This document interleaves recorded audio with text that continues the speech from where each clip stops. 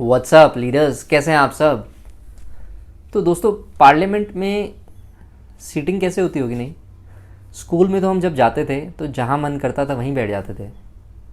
कई बार टीचर ने कहा कि भैया ये बैक बेंचेस सबसे ज़्यादा शोर करते हैं, तो अगले दिन से फ्रंट सीट पे बैठ गए।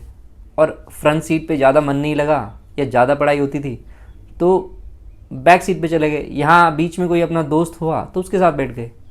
तो क्या पार्लियामेंट में भी ऐसे ही सीटिंग अरेंजमेंट होती है कि जिसका जहाँ मन करता है वो वहाँ जाके बैठ जाता है? नहीं, एपीजे अब्दुल कलाम ने एक बार कहा था, the best brains of a nation are found on the back benches of a classroom. तो क्या यही पार्लियामेंट में भी होता होगा? क्या पार्लियामेंट में भी सबसे ज़्यादा बहाव पीछे वाली कुर्सियों को दिया जाता है, या आगे वाली जो सीटें होती हैं उसके लिए फिर इतनी लड़ाई क्यों होती है? तो दोस्तों, आइए शुरू से शुरू करते हैं और आज हम बात कर लेंगे कि लोकसभा और राज्यसभा में कैसे सीटिंग डिसाइड होती है। सबसे पहले आते हैं दोस्तों लोकसभा के ऊपर।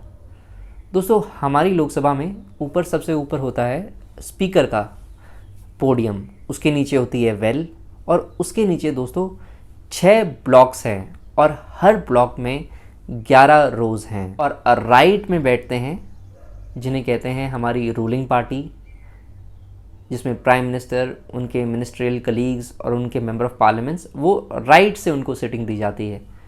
और जो लीडर ऑफ अपोजिशन पार्टीज़ होती हैं उन्हें लेफ़्ट से सीटिंग दी जाती है। तो जो राइट में सीटें होती हैं उनको कहते हैं ट्रेजरी बेंचेस, जिसमें ruling party, prime minister, ministers होते हैं, वो सब बैठते हैं।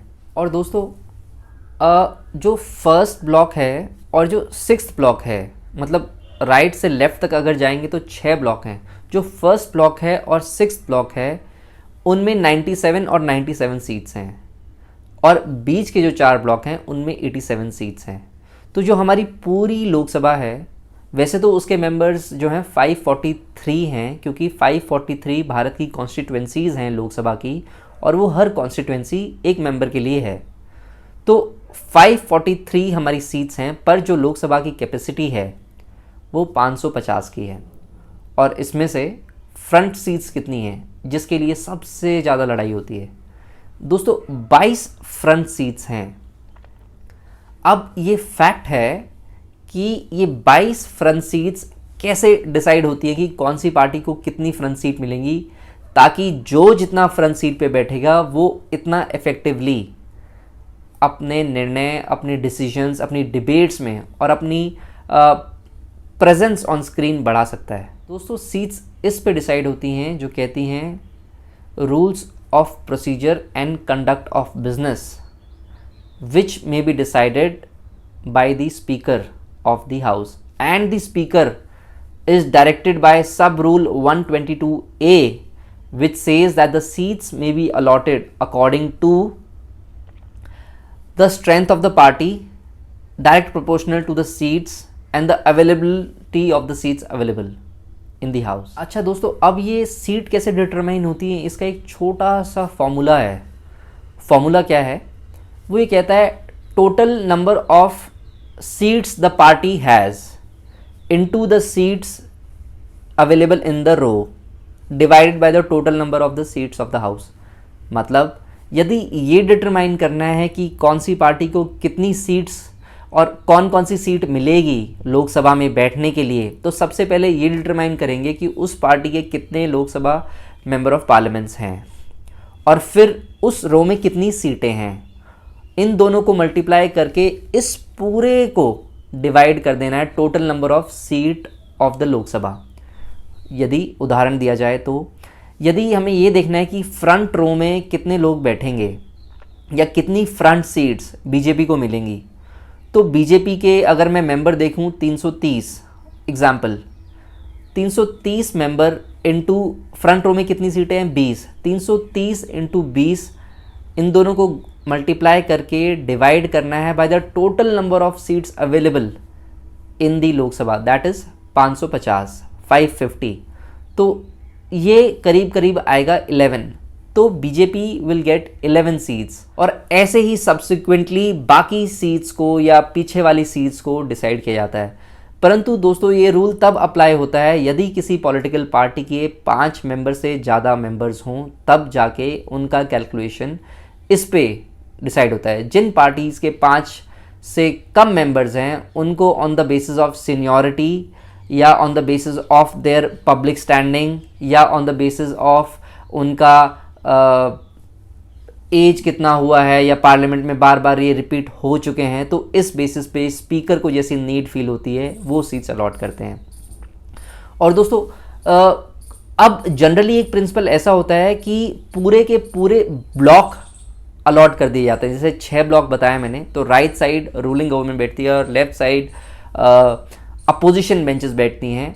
तो on the basis of the numbers पूरे के पूरे ब्लॉक अलॉट कर देते हैं। जैसे अगर कांग्रेस की 42 हैं तो उनको एक ब्लॉक अलॉट कर दिया, और बीजेपी के इतने अगर हैं 330 मेंबर हैं तो राइट से स्टार्ट करके उनका ब्लॉक अगर अलॉट करा तो उनको कम से कम 6 में से 4 ब्लॉक अलॉट किए जाते हैं। राज्यसभा में सीटिंग कैसे डिसाइड होती है, मतलब यदि कोई भारत की पार्लियामेंट का राज्यसभा मेंबर है तो वो कहाँ बैठे। जैसे आपको पता है कि राज्यसभा में सीटें केवल 250 सीटें हैं, और जो हमारी राज्यसभा है ये भी एक बड़ी ब्यूटीफुली हॉर्स शू शेप्ड घोड़े के पैर की तरह ये डेवलप्ड है, और इसमें भी 6 ब्लॉक्स हैं, और बीच में बैठते हैं स्पीकर, या लोकसभा में स्पीकर बैठते थे, राज्यसभा में बैठते हैं चेयरमैन ऑफ द राज्यसभा, और उनके नीचे होती है वेल, जहाँ पे दोस्तों वेल का मतलब आप वो मत समझना कि well how do you do या फिर वेल फाइन थैंक यू, वो वाली वेल नहीं, और ना ही धोला कुआ वेल, वो भी वेल नहीं।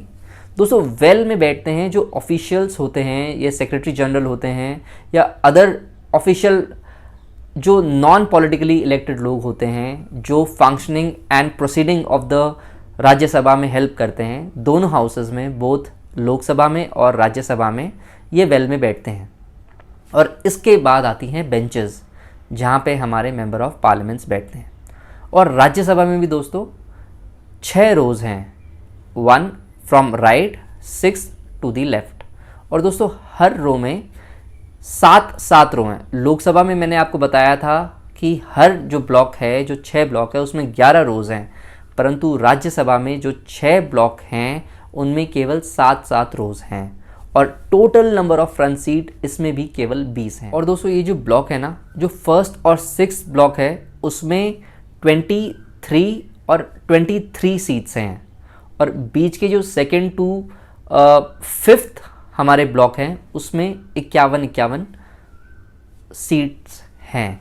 तो दोस्तों जो फ्रंट रो है ना उसकी 4 सीटें रिजर्व्ड होती हैं। सबसे पहले राइट साइड जहाँ पे रूलिंग पार्टी बैठती है, वहाँ पे हमारे आ गए लीडर ऑफ द हाउस जो राज्यसभा के लीडर होंगे, उनके जस्ट नेक्स्ट में होंगे प्राइम मिनिस्टर ऑफ इंडिया के लिए सीट रिजर्व होती है। और फिर यदि लेफ्ट से स्टार्ट करें तो एक होता है चेयरमैन ऑफ द राज्यसभा जो ऊपर बैठते हैं, और डेप्यूटी चेयरमैन जो होते हैं उनके लिए सीट रिजर्व होती है राज्यसभा में। और उसके बाद आती है leader of opposition in Rajya Sabha of the opposition party. तो ये 4 सीट जो होती हैं दोस्तों ये रिजर्व होती हैं फ्रंट रोज में। और उसके बाद जो कैलकुलेशन होती है राज्यसभा की सीटिंग की, ये ऐसे अलॉट करते हैं कि जितने भी टोटल नंबर ऑफ पार्लियामेंटेरियंस एक पार्टी के हैं उसके into multiplication by the total number of seats in the front row divided by the total capacity. Suppose यदि राज्यसभा में कांग्रेस के 40 मेंबर्स हैं और फ्रंट रो में सीट कितनी है 20 हैं, तो 40 इंटू 20, और राज्यसभा में टोटल नंबर ऑफ सीट्स हैं 250 डिवाइडेड बाय 250, तो जो आंसर आएगा वो उस पार्टी को उतनी नंबर ऑफ फ्रंट रो में सीट्स मिलती हैं। ये एक फॉर्मूला है जिससे लोकसभा और राज्यसभा में सीट कैलकुलेट करने का तरीका है।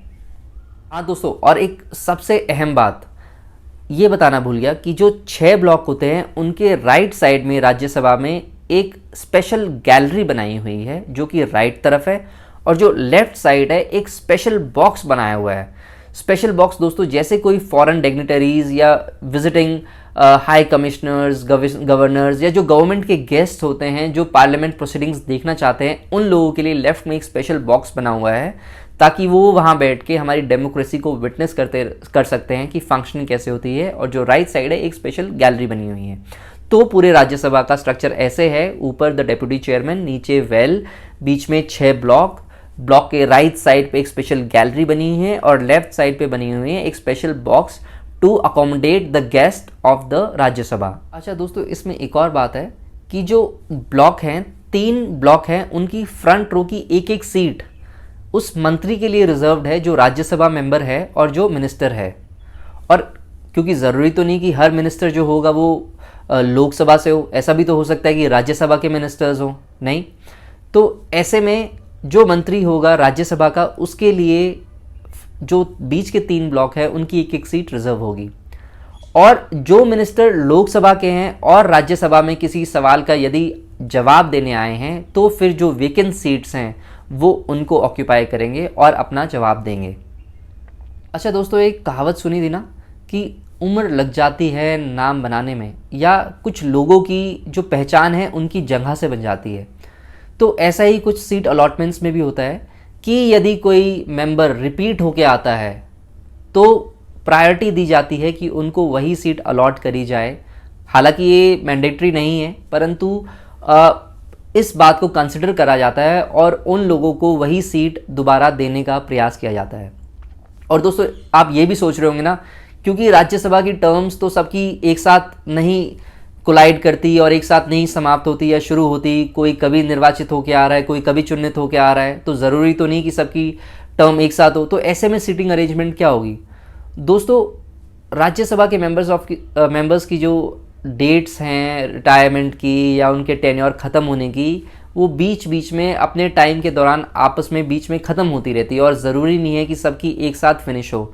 तो इसीलिए उनकी seat allotments after each session has concluded. ज़रूरी नहीं है दोस्तों कि अगर नए मेंबर्स आए हैं तो सेशन के बीच में आए हैं तो उनको सीट अलॉट करेंगे, नहीं। They will wait for the session to finish and then, या कोई रिटायर हुआ है तो उनकी seat after the session has finished until it is very necessary or in emergency cases same session में सीट अलॉटमेंट रीएडजस्टमेंट होती है। नहीं तो after the session has finished they start allotting the seats in the Rajya Sabha. और दोस्तों, कई बार ऐसा भी होता है कि एक ही पार्टी के लोग, एक ब्लॉक अलॉट हो गया। सपोज अगर लीडर ऑफ अपोजिशन के पीछे एक पार्टी को, अपोजिशन पार्टी को एक ब्लॉक अलॉट कर दिया है और उसी पार्टी में यदि स्प्लिट हो गया, तो ऐसा भी प्रावधान है कि इन लोगों को मतलब सेशन के जस्ट बाद दूसरा ब्लॉक अलॉट करा जाए, क्योंकि ये अब दूसरी पार्टीज हो गई या फिर मतलब इनको ये पार्टी ही स्प्लिट हो गई, तो ये 2 गुट अलग अलग हो गए हैं, जैसा जनता दल के समय में ऐसा हुआ था। अच्छा, अब उनका क्या, जो 12 member of parliaments Rajya Sabha nominate होकर आए हैं दोस्तों, यदि 12 मेंबर ऑफ पार्लियामेंट्स नॉमिनेट जो होके आते हैं, उन लोगों को यूजुअली 4th या 5th ब्लॉक में पीछे सीट दी जाती है। और यदि उनका सीनियरिटी लेवल बहुत ज़्यादा है तो स्लाइटली आगे उनको अकोमोडेट किया जाता है। और यदि ये किसी पॉलिटिकल पार्टी को बिलोंग नहीं करते तो इनको 4th या 5th ब्लॉक में देते हैं। और यदि ये किसी पॉलिटिकल पार्टी से एफिलेटेड हैं, ये नॉमिनेटेड मेंबर्स जिन्हें प्रेसिडेंट ऑफ इंडिया नॉमिनेट करता है, तो फिर इन्हें इनकी पार्टी वाले ब्लॉक्स में सीट दी जाती है। दोस्तों, ये था मेरा एक हम्बल सा प्रयास आपको ये बताने के लिए कि कैसे सीटिंग अरेंजमेंट होती है लोकसभा और राज्यसभा में। आशा करता हूँ आपको पसंद आई होगी। बहुत बहुत धन्यवाद आप सभी का।